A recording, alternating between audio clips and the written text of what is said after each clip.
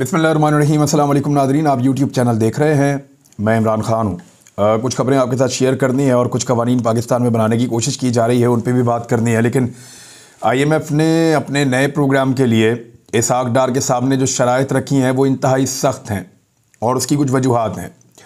IMF का जो analysis है उसके मुताबिक पाकिस्तान की इकॉनमी में उस तरीके से तरक्की नहीं हो रही है, पाकिस्तान उस तरह से पैसा नहीं बना रहा, या कारोबारी ज़िंदगी यहाँ पे काफ़ी हद तक सियासी अदम इस्तेहकाम की वजह से एक डूबती हुई मईशत लग रही है। तो उन्होंने सख्त शराइत रखी हैं, क्योंकि उनको देखें अपना पैसा वापस रिकवर करने से भी एक गर्ज होती है। मुल्कों का कारोबार भी चलता रहे, वो अपना पैसा वापस रिकवर भी करे। पाकिस्तानियों से टैक्स तो वैसे लिया ही नहीं जाता और पाकिस्तानियों को ज़्यादा टैक्स देने की आदत भी नहीं है। पाकिस्तानियों को टैक्स देना चाहिए, बहुत सारे तबकात जो हैं वो टैक्स देते नहीं हैं, डायरेक्ट टैक्स देने के लिए लोग तैयार नहीं हैं और बहुत सारी चीज़ों में इस्लाहात होना बाकी हैं। जब भी वो इस्लाहात होती हैं तो पाकिस्तान के अंदर बहुत सारे तबकात उसका बुरा मना जाते हैं, लेकिन अल्टीमेटली पाकिस्तानियों को टैक्स देना पड़ेगा। उस टैक्स के बदले में पाकिस्तानियों को मिलेगा क्या, ये सबसे बड़ा सवाल है। लोग टैक्स तब देते हैं जब लोगों को तहफ़्फ़ुज़ मिलता है, लोग टैक्स तब देते हैं जब लोगों को सहूलतें मिलती हैं, लोग टैक्स तब देते हैं जब लोगों को यकीन होता है कि उनका दिया हुआ टैक्स सही जगह पर खर्च होगा। अभी जो इस वक्त पाकिस्तान में साइफर हुकूमत है, इनको जो टैक्स दिया जाता है वो खसारे में जा रहा है मामला, यानी जो टारगेट है वो पूरे नहीं हो रहे। उसकी वजह यह है कि लोग टैक्स देना नहीं चाह रहे। हालांकि इसहाक डार साहब का ये फार्मूला है कि वो एडवांस में पहले से टैक्सेस ले लेते हैं, लेकिन फिर भी वो अपने अहदाफ पूरे नहीं कर पा रहे। अब जो IMF की शराइत हैं ये बड़ी खौफनाक हैं। इनमें एक जो बड़ी शर्त है वो एनर्जी का मामला है और उस पर IMF को लगता है कि पाकिस्तान का सबसे बड़ा खसारा जो है वो बिजली की कीमतों के मामले में होता है, बिजली के मामले में होता है। तो इसको कंट्रोल करना बहुत ज़रूरी है। पाकिस्तान की हुकूमतों ने हमेशा से एक काम किया है कि जो बिजली के छोटे सार्फिन होते हैं या घरेलू गरीब सार्फिन होते हैं, उनके लिए एक लैप्स सिस्टम दिया हुआ है।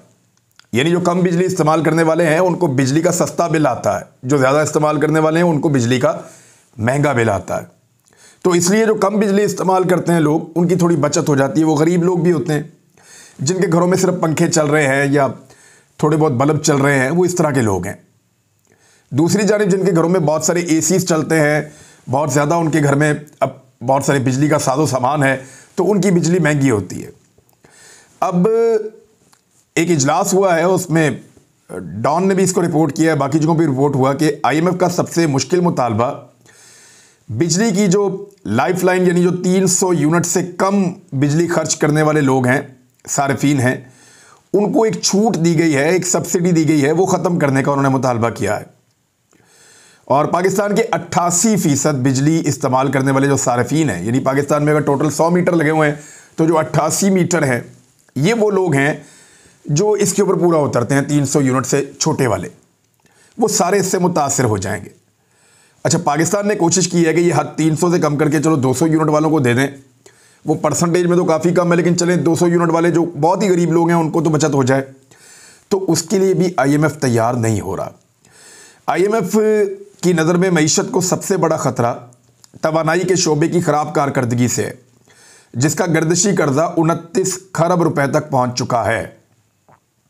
IMF का एक और बड़ा मुतालबा है कि डीजल के ऊपर जो मौजूदा पेट्रोलियम लेवी है ये 40 रुपए से बढ़ाकर 50 रुपए कर दी जाए और 15 फरवरी को पेट्रोलियम मसनूआत की कीमतों के मुतवक्का ऐलान में यह जाहिर हो सकता है कि यह कर दिया जाए।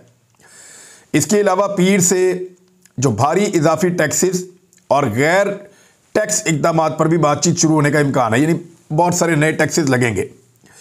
इस वक्त फेडरल बोर्ड ऑफ रेवेन्यू यानी पाकिस्तान का जो FBR का महकमा है, रिकॉर्ड महंगाई और रुपए की कदर में कमी के बाईस 77 खरब रुपए का रेवेन्यू हदफ पाने के लिए कोशिश कर रहा है और लगातार पाकिस्तान जो है वो डाउन जा रहा है। उसकी वजह यह है कि IMF ने बड़े सख्त किस्म के अब मुतालबात कर दिए हैं। IMF के इन मुतालबात को पूरा करने से पाकिस्तान आने वाले साल के लिए या आने वाले चंद महीनों के लिए या 1 साल 2 साल के लिए पाकिस्तान डिफ़ॉल्ट से बच जाएगा। लेकिन ये 2 साल पाकिस्तान की आवाम के ऊपर बड़े महंगे पड़ने वाले हैं। आवाम को महंगाई की चक्की में पीस दिया जाएगा पाकिस्तान को डिफ़ॉल्ट से बचाने के लिए, और ये सब कुछ सिर्फ एक तजर्बे की वजह से हुआ है। जो तजर्बा पाकिस्तानियों पर किया गया मार्च और अप्रैल 2022 में, अब 1 साल भी अभी तक मुकम्मल नहीं हुआ और डॉलर की कीमत 100 रुपये बढ़ गई है। पेट्रोल की कीमत 100 रुपये से ज़्यादा बढ़ गई है और हर चीज़ पाकिस्तान में आउट ऑफ कंट्रोल हो रही है। पेट्रोल मज़ीद 30 रुपये लीटर महंगा होने का इम्कान है। यानी IMF के दबाव पर हुकूमत पेट्रोल मसनूआत पर 17% GST आयद करने पर गौर कर रही है, जिसके बाद पेट्रोल मज़ीद 30 रुपये महंगा हो जाएगा। इसहाक डार साहब के अदाद-ओ-शुमारी उल्टे सीधे हैं। वो जब से आए हैं पाकिस्तानी अवाम को मज़ीद से मज़ीद महंगाई में धंसाते चले जा रहे हैं और दावा ये करते हैं कि जैसे इमरान खान साहब की हुकूमत की वजह से ये सारा कुछ हुआ है। हालांकि इमरान खान साहब के दौरे हुकूमत में ये चीज़ें बहुत सस्ती थीं। आलमी मार्केट में महंगी होने के बावजूद ये चीज़ें बहुत सस्ती थीं। ना सिर्फ महंगाई कम थी बल्कि जो माशी आदाद-ओ-शुमार हैं वो बहुत अच्छे थे। जितनी भी आलमी रेटिंग एजेंसीज हैं वो कह रही थी कि ये अच्छा परफॉर्म कर रहे हैं, लेकिन उसके बाद से लेकर अब तक लगातार चीज़ें नीचे से नीचे चली जा रही हैं। यानी महंगाई के ऊपर ये जो हफ्तावार महंगाई की शरह आई है वो मज़ीद बढ़ गई है। इस वक्त 34.5% तक पहुँच गई है।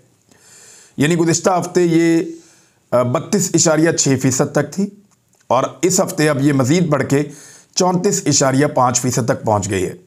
अगर मज़ीद कीमतें पेट्रोलियम मसनूआत की बढ़ती हैं तो ये 35 से 40% के दरमियान पहुँच जाएगी।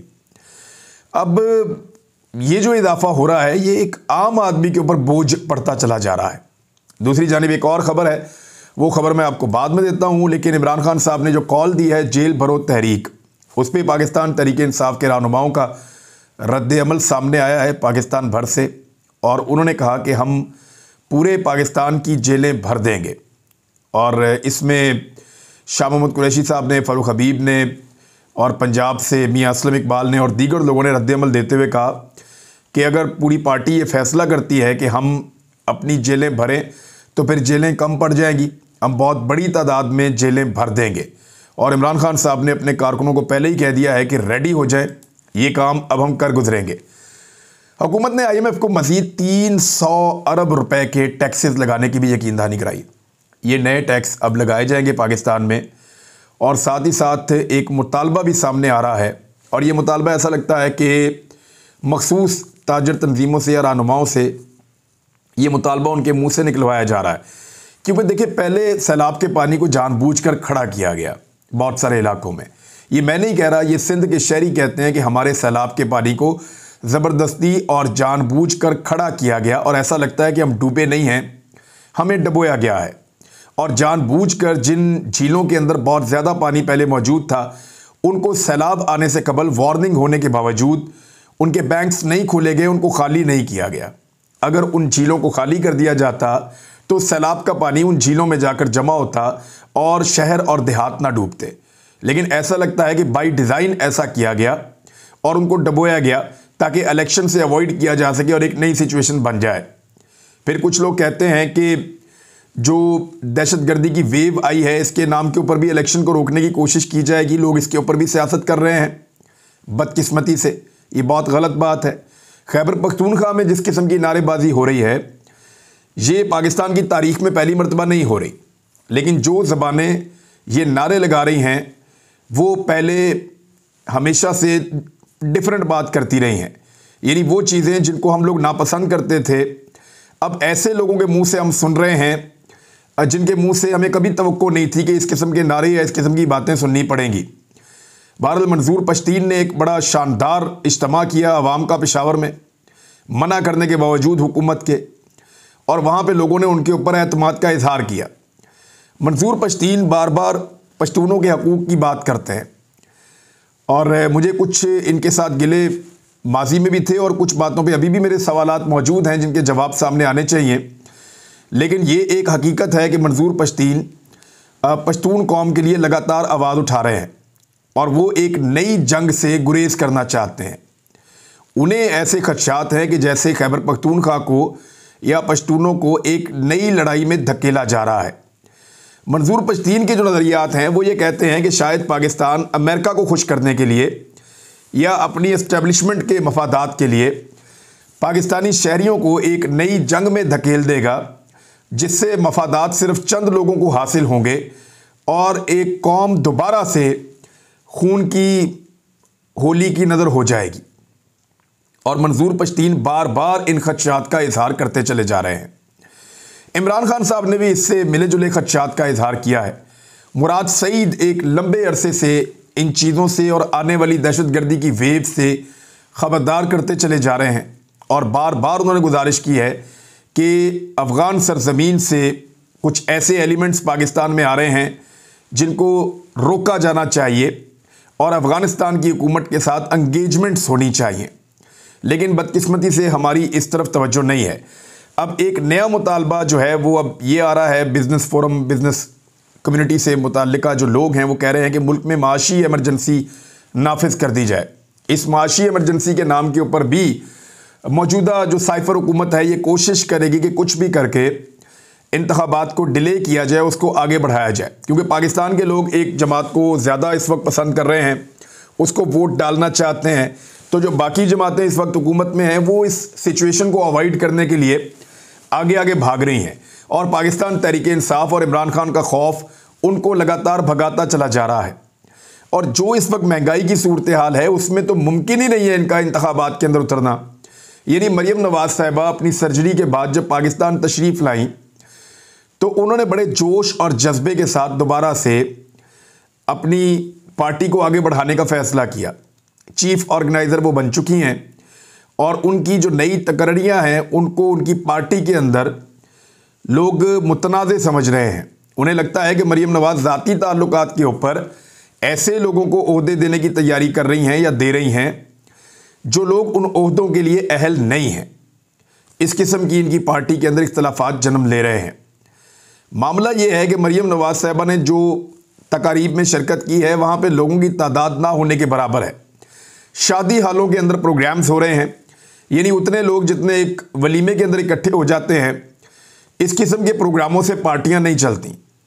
मरियम नवाज साहिबा पहले बहुत बड़े बड़े जलसों से अपनी पार्टी को छोटे छोटे जलसों पे लाई, फिर गली मोहल्लों और प्लाटों के जलसों में लाई और अब शादी हॉलों के अंदर जो है वो प्रोग्राम्स पार्टी के हो रहे हैं।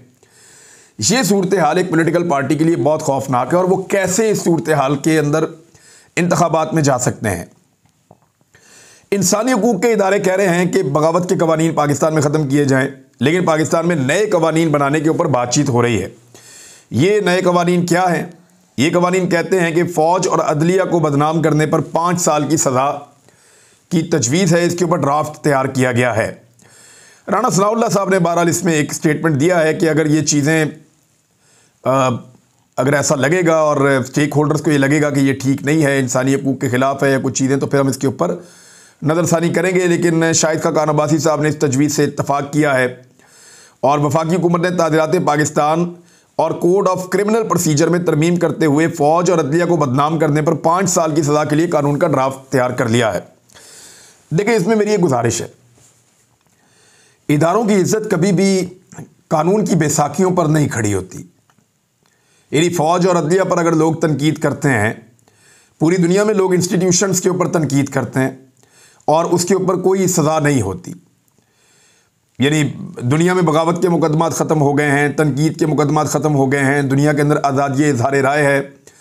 लेकिन हम कॉलोनियल दौर के अंदर रह रहे हैं जहाँ पे एक कहीं बाहर से आकर कोई हुकूमत करता है। अब इदारों को ऐसा लगता है कि क्या उनके ऊपर तनकीद होती है तो उनको कानून की बैसाखियों का सहारा लेना चाहिए। जो इज़्ज़त है वो डरा कर नहीं करवाई जाती, इज़्ज़त दिल से की जाती है। लोगों के दिल में इदारों के लिए इज़्ज़त होनी चाहिए, ना कि लोगों के दिलों में डर होना चाहिए कि अगर इन इदारों की हमने इज़्ज़त ना की तो हमें गिरफ्तार कर दिया जाएगा। डरा कर आप कभी भी लोगों के दिलों के अंदर मुकाम पैदा नहीं कर सकते। आप मोहब्बत से ये मकाम पैदा कर सकते हैं। अगर ये इदारे अपना काम ठीक तरीके से कर रहे हैं और मेहनत करके लोगों के दिलों के अंदर एक मुकाम पैदा करते हैं तो लोग इनके सामने ढाल बन जाएंगे और ख़ुद ही इन पर तनकीद करने वालों को जवाब देंगे, जैसा कि हमने माजी में देखा है। यानी ये पहली मरतबा ऐसा हो रहा है कि लोगों को इदारों से कुछ गिले शिकवे हैं, जिसकी वजह से लोग जब कोई इदारों के ऊपर गलत इल्ज़ाम भी लगाता है, कोई झूठ भी उनके ऊपर कसता है, तो लोग डिफेंड नहीं करते। लेकिन आप ये देखिए कि जिस वक्त इदारे ठीक परफॉर्म कर रहे हों और इदारों से लोगों को किसी किस्म का कोई एतराज़ ना हो, कोई गिला और शिकवा ना हो, तो फिर लोग खुद उन इदारों के सामने आकर ढाल बन जाते हैं और उनका तहफ़्फ़ुज़ करते हैं, जैसा कि हमने माजी में बहुत दफ़ा देखा है। तो ऐसी सूरत हाल में इज्जत दिल में पैदा की जाती है, खौफ के ज़रिए से आप इज्जत पैदा नहीं कर सकते। एक नया बयानिया कि जनरल बाजवा इमरान खान साहब के सहूलतकार थे जाने तक, यानी मैंने बहुत सारे ट्वीट्स, बहुत सारे बयानात PMLN के वो देखे हैं जिसमें वो बार बार कहते थे कि जनरल बाजवा कमाल आदमी है, इमरान खान साहब उन पर तनकीद ना करें। जनरल बाजवा की तारीफ़ों के लिए बाकायदा नून लीग के मीडिया सेल ने कंपेन्स चलाई हैं, बाकायदा उन्होंने सोशल मीडिया के ऊपर ट्रेंड्स बनवाए हैं जनरल बाजवा के हक में, नून लीग ने बनवाए हैं, बार बार बनवाए हैं और वो चलते रहे हैं। लेकिन अब जनरल बाजवा के जाने के बाद ऐसा लगता है कि बदलने का वक्त आ गया है कि कल तक हम वो वाला बूट पॉलिश करते थे, अब हम एक दूसरा बूट पॉलिश करेंगे क्योंकि वो वाला बूट अब मौजूद नहीं है। यानी इस किस्म की मुझे सूरत हाल लगती है। तो बहरहाल जनरल बाजवा के जाने के बाद मैंने आपको थोड़ा सा पहले बताया था कि 5 लोगों को टारगेट करने के लिए एक कैंपेन खड़ी की जा रही है, उसके पहले हिस्से का आगाज़ हो चुका है। आगे बढ़ेगा तो इस पर बात करेंगे। अब तक के लिए इतनी, अपना ख्याल रखिएगा, अपने इस चैनल का भी। अल्लाह हाफ़िज़।